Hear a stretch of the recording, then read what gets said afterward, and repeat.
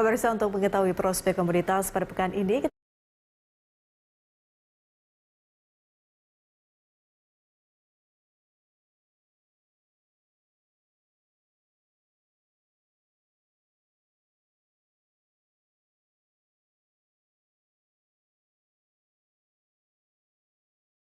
untuk hari ini harga emas saja itu mengalami peningkatan begitu ya, atau penguatan. Nah, ini kalau potensi kenaikan harga emas pada pekan ini kalau kita bandingkan dengan pekan lalu, seperti apa kira-kira Mbak dengan pertimbangan data inflasi Amerika? Oke, kalau untuk lihat secara fundamentalnya gitu ya, pembelian emas akan tetap waspada memperhatikan data inflasi AS yang terbaru pada hari Kamis kemarin melalui pembicaraan indeks harga konsumen pada Januari. Ini yang memperlihatkan indikasi akan menyamai atau melampaui level tertinggi yang hampir 40 tahun itu ditetapkan pada bulan Desember kemarin. Jika emas menembus di bawah 1.780 US dollar, kondisinya bisa jadi berbahaya dan harga mungkin akan memiliki target penjualan yang signifikan menuju 1.700 per US dollar. Nah, setelah laporan pekerjaan kemarin, data berjangka Fed itu menyarankan mungkin akan ada 5 kenaikan suku bunga tahun ini karena kondisi pasar tenaga kerja yang luar biasa menciptakan dasar yang kuat bagi Federal Reserve untuk melawan inflasi. Jadi untuk emas masih akan dengan kenaikannya, tapi hati-hati aja. Selalu ingat faktor fundamentalnya seperti apa. Oke, harus dipantengin gitu ya. Artinya kalau masih apa ya dikatakannya abu-abu begitu. Artinya seperti apa Anda merekomendasikan emas untuk pekan ini? Apakah kemudian long buy ini masih tetap direkomendasikan? Oke, dalam perkiraan tersebut ya, cenderung itu memberikan sinyal ekspektasi pasar terkait kemungkinan adanya perubahan suku bunga AS dari kebijakan moneter The Fed berdasarkan harga The Fed Fund Futures 30 hari. Itu memberikan indikasi kalau misalnya probabilitas peningkatan sekarang itu sebesar 100% untuk suku bunga AS di rapat itu. Ini untuk pekan lalu. Untuk pekan depannya mungkin pola pergerakan komoditas ini diperkirakan masih akan tetap di sekitaran wilayah harga sideways-nya yang sekarang. Termasuk juga untuk long term buy. Oke, Mbak Celi, termasuk juga dengan perak, Mbak? Ya, kalau untuk tahun lalu harga perak itu memiliki kinerja negatif ya, salah satunya karena faktor masalah rantai pasokan dan tingginya biaya energi menurut permintaan untuk industrinya berkurang. Namun pada tahun ini permintaan perak itu sebagai logam industri diperkirakan meningkat seiring dengan masalah rantai pasokan yang mereda. Selain itu permintaan dari energi hijau mulai meningkat. Nah, inilah yang menjadikan pergeseran menuju lebih banyaknya energi surya dalam mendorong hal penting lainnya yang membuat harga perak ini bisa lebih tinggi. Itu menurut ahli strategi komoditas. Dia juga menyebutkan bahwa investasi ke panel surya juga meningkatkan akan mendorong permintaan perak. Oke, jadi gimana nih long term buy-nya? Gimana? Untuk long term buy-nya gimana nih untuk perak dan juga emas?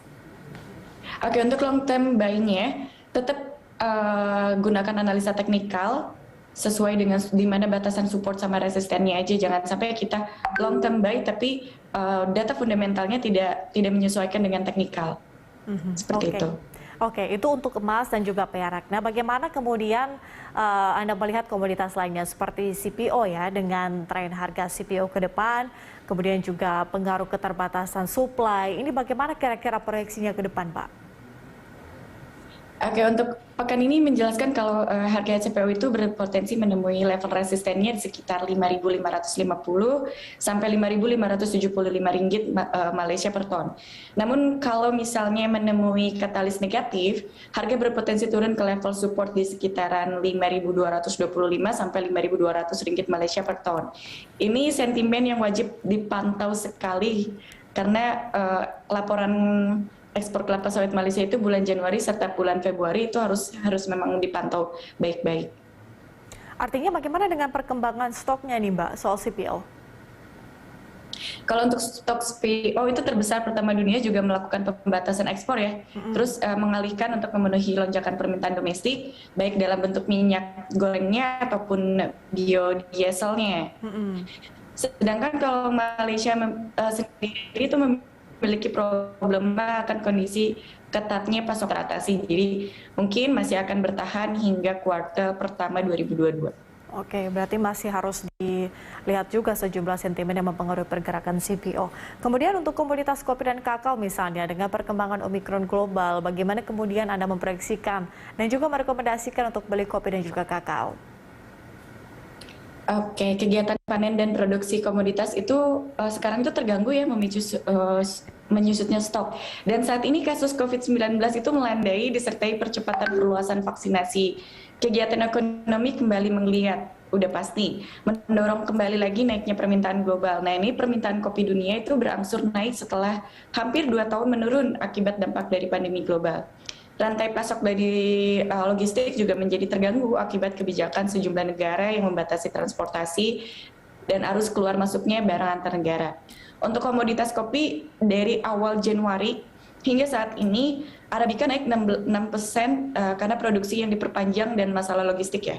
Serta cuaca yang buruk itu juga merusak prospek tanaman. Kelangkaan kontainer juga menyebabkan banyaknya logistik yang naik berlipat-lipat. Nah ini yang menjadi kendala menyebabkan volume perdagangan kopi itu menurun, terutama di jalur pasar ekspor dunia. Sedangkan untuk kakao sendiri, fluktuasi harganya itu seminggu terakhir itu menjadi sumber utama bagi para trader komoditas. Oke, Mbak Chenli, kalau kita lihat kan dengan asumsi peningkatan Omikron dan juga vaksinasi, ini kan memunculkan ketidakpastian sebetulnya di pasar. Nah, komoditas apa yang paling Anda rekomendasikan? Ini selain emas, mungkin sebagai referensi juga buat investor. Oke, selain emas, dapat kita perhatikan ada di Olain serta kopi Arabica, karena kalau kita lihat dari volume transaksinya pun untuk Olain dan Arabica ini hampir akan menyusul, hampir menyamai dengan harga gold. Seperti itu. Karena untuk Olain sendiri volume transaksinya itu terakhir di 150 lot, sedangkan kopi Arabica sendiri itu terakhir di 176 volume transaksi. Oke, selain emas ada Olain dan juga kopi Arabica. Baik, terima kasih Mbak Chenliani atas informasi dan juga analisis dari Anda. Pemirsa, demikian Chenliani, trading analis di The Max berjangka.